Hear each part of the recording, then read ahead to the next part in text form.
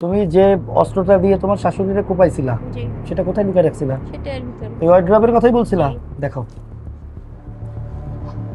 কোথায়।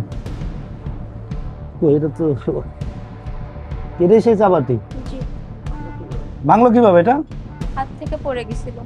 মানে কোপানোর সময় পরে জি পরে হাত থেকে পড়ে গেলে ভেঙে গেছে? জি আচ্ছা আচ্ছা, এখানে তো কোনো রক্তের দাগ টাক নাই, কারণ কি ধুয়ে ফেলছো? জি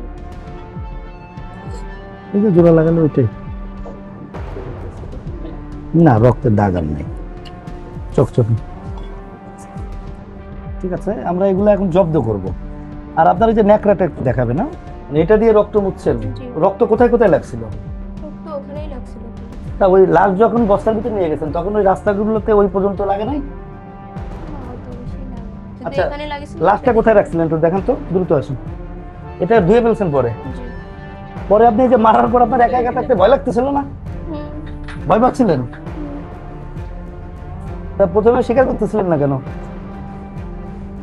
আপনার তো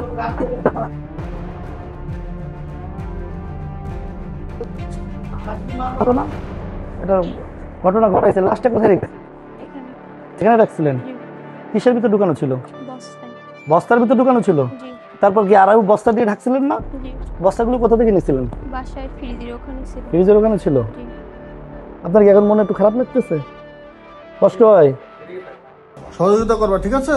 সহযোগিতা, মানুষ মাত্র ভুল করে, ভুল করে। অ্যাক্সিডেন্টালি দুর্ঘটনাবশত অনেক কিছু করে। হয়ে গেছে। ঘটনা ঘটে গেছে, না, আমার মার সাথে আমারও ভুল হতে পারে। আমি এখন রাগের বসে তো অনেক কিছু হয়ে যাবে। তোমার শাশুড়ির নাম কি? সকিন।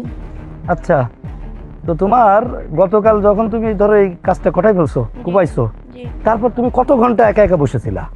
অনেকক্ষণ। অনেকক্ষণ। ভয় পাচ্ছিলে না? জি ভয় পাচ্ছিলা? জি কষ্ট লাগছে তোমার? হ্যাঁ।